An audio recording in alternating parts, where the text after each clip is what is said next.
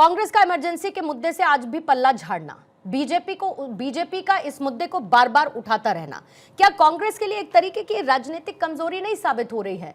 मतलब ना इसको उगल पा रहे हैं, ना इसको निगल पा रहे हैं, और बीजेपी इसको भुनाने में लगातार लगी।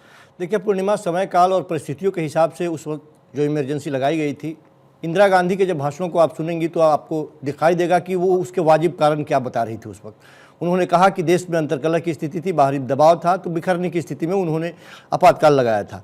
लेकिन मैं समझता हूं कि बड़े नेताओं के जब भाषण तैयार किए जाते हैं तो थोड़ा सा अध्ययन करना चाहिए।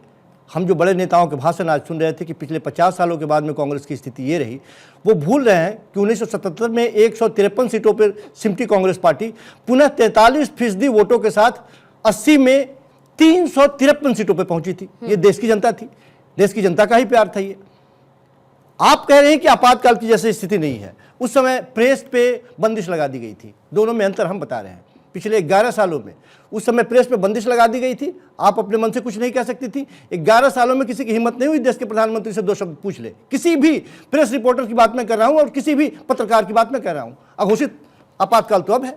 हमने इसी काल में देखा है 4 जजों को, संवैधानिक संस्थानों का क्षरण कैसे होता है वो मैं बता रहा हूं। 4 जजों को रोते हुए भारत के इतिहास में हमने पहली बार देखा। उसमें से एक जज चीफ जस्टिस ऑफ इंडिया बने। फिर बाद में उनके डिसीजन क्या हुए वो भी हिंदुस्तान की जनता ने बड़े नजदीकी से देखा। माफ कीजिएगा, कहने में मुझे कोई शर्म नहीं है और गुरेज भी नहीं है। और उसके बाद में सरकार ने कैसे उनको नवाजा ये भी लोगों ने देखा। आपातकाल क्या होता है, इससे ज्यादा बुरा होता है क्या? हमने ये भी देखा कि आरबीआई की साख कैसे खा गए। एक सनक सवार हुआ, रात में आए और 500,000 रुपए के नोट को आपने बंद कर दिया। क्या हुआ उसके बाद में? लोग सड़क पे आ गए, बिलबिलाते हुए दिखाई दे रहे थे, लाइनों में लोग मर रहे थे। आपातकाल इससे भी ज्यादा बुरा होता है क्या? नहीं देखा हमने देखा कि भारत के इतिहास में पहली बार 1 साल से ज्यादा किसान सड़कों पर डटे रहे, 750 से ज्यादा किसान मरे, और देश की सरकार कभी खालिस्तानी, कभी पाकिस्तानी, कभी कांग्रेसी, कभी आप ये क्या क्या शब्दों से उसको नहीं नवाजती रही। क्या ये आपातकाल नहीं है? क्या होता है आपातकाल? हम सिर्फ ये कह रहे हैं कि जब संवैधानिक संस्थानों पर से लोगों का भरोसा हिंदुस्तान में उठने लगे, लोगों को लगने लगे कि ईडी, सीबीआई, तमाम उन संस्थानों का सरकार बेजा इस्तेमाल कर रही है, हिम्मत नहीं है किसी की 2 लाइन बोल देने के लिए सरकार के अगेंस्ट में। कब उठा के लेके सरकार के लोग चले जाए? वो नापती है, तौलती है, जिनके पास अपना वजूद है, वजन है, वो डरते हैं बोलने से। एक पत्रकार के साथ जबरदस्ती कर दी जाती है, दूसरा सहम जाता है, बोलने से पहले 4 बार सोचता है। एक चैनल के ऊपर कार्रवाई हो जाती है, दूसरा चैनल डर जाता है, उसके बाद में बोलना बंद कर देता है। वो ये आपातकाल नहीं तो क्या है? तो अघोषित और घोषित में यही अंतर है। उस समय के लोग तो शायद ऐसा तो अघोषित को गलत बताते बताते क्या घोषित को सही बता दे? मैं सिर्फ ये कह रहा हूं कि वो उस समय के लोग समझदार होते तो इसी तरह से अघोषित वाला ही आपातकाल लगा देते, वैसे ही कर देते, ऐसे ही निकाल लेते। उस वक्त शिवम, इंदिरा गांधी ने कहा था ऐलान करते हुए कि जब तक मैं हूं तब तक कुछ भी गलत नहीं होगा। इमरजेंसी के दौरान क्या क्या हुआ, उससे ज्यादा गलत कुछ हो सकता था क्या?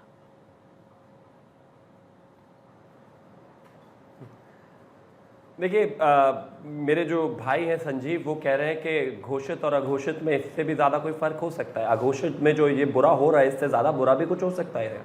हाँ, इससे ज्यादा बुरा हो सकता है। एक सत्ता में रहने वाली पार्टी के प्रवक्ता के सामने आप जितनी भी बुराई कर सकते हैं, आप कर दिया आपने, और आपको उठाकर अभी तक जेल नहीं भेजा, ये अच्छा ही है। आपने जितने सवाल हो सकते थे उतने दागे, जितने कटाक्ष हो सकते थे उतने दागे, जितने ताने कसने थे उतने ताने कसे, और मैं हंसकर आपका जवाब दे रहा हूं। यह साबित करता है कि अभी कोई इमरजेंसी है नहीं, और एक जमाने में इमरजेंसी थी।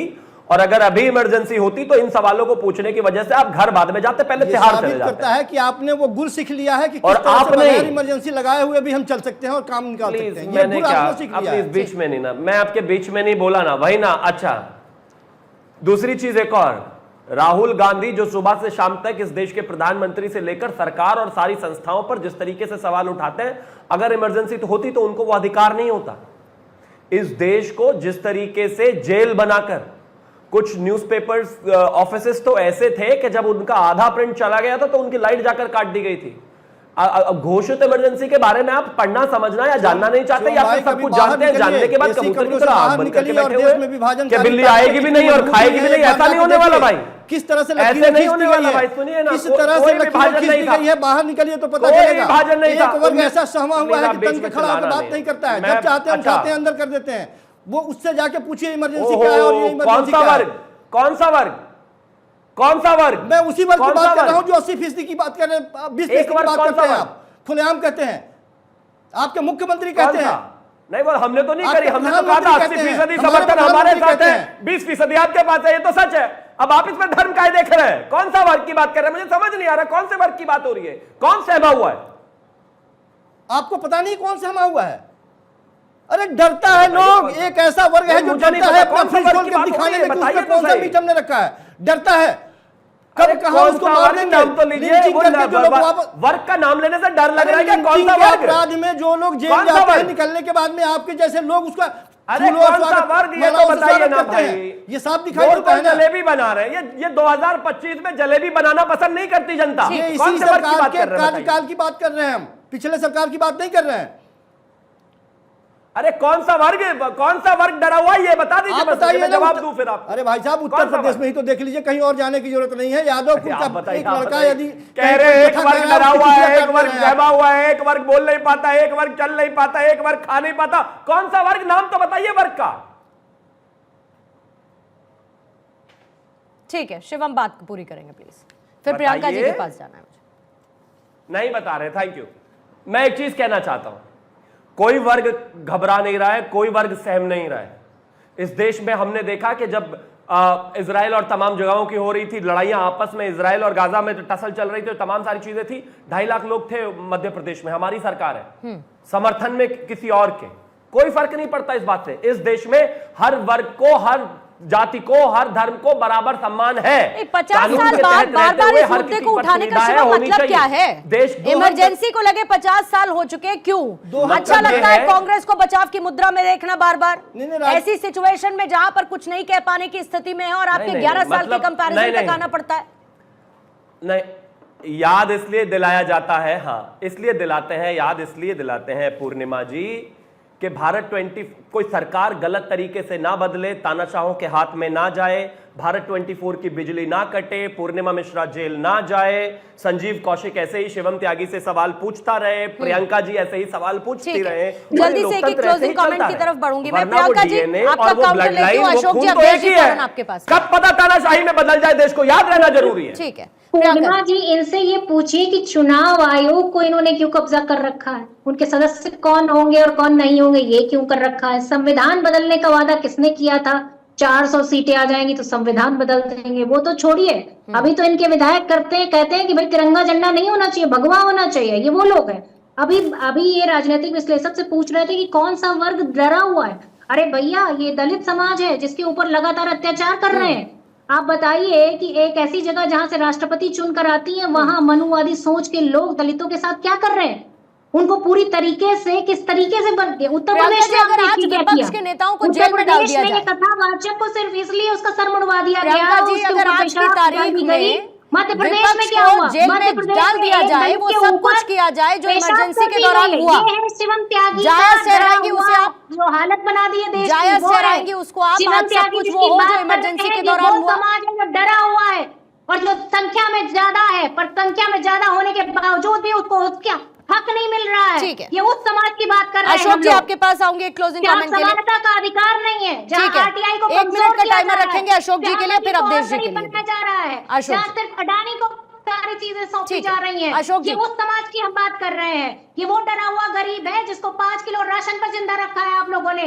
राशन की भीड़ किस तरीके से गेट खुलता है और भेड़ बकरियों की तरह राशन खरीद रही है वहां पर। अशोक जी प्लीज अपनी बात को जी क्लोजिंग। पूर्णिमा जी देखिए, हाँ देखिए पूर्णिमा जी, अभी शिवम जी पूछ रहे थे कि कौन वर्ग डरा हुआ है। देखिए पीडीए समाज उत्तर प्रदेश समेत पूरे हिंदुस्तान का डरा हुआ है मोदी सत्ता से, योगी सत्ता से। आपको पता होगा इसी योगी सत्ता ने 69,000 शिक्षक भर्ती में पीडीए का आरक्षण लूटा। इसी योगी सत्ता ने आए दिन दलितों के बारातों पर इसी के फॉलोअर, इन्हीं के लोग आए दिन हमला करते हैं। इन्हीं योगी सत्ता के लोगों ने, जो कि इस देश में मनुवादी हिंदुत्व लाना चाहते हैं, इन्हीं लोगों ने कथावाचकों के ऊपर मूत्र छिड़काया, इन्हीं लोगों ने कथावाचकों का सिर मुड़वाया, क्योंकि वो पीडीए वर्ग से आते हैं। यही मुख्यमंत्री जी हैं माननीय योगी जी, जिन्होंने हमारे पूर्व मुख्यमंत्री माननीय अखिलेश यादव जी के खाली के हुए सीएम हाउस को इसलिए धुलवाया क्योंकि वो पीडीए वर्ग से आते हैं। एक सिंबॉलिक मैसेज था पीडीए को, इस मुख्यमंत्री जी को पीडीए समाज से नफरत है, पीडीए से घृणा है। तो जब पीडीए समाज डरा हुआ इस प्रदेश का, इस देश का, और पीडीए समाज अपने डर और भय को जब चुनाव आएगा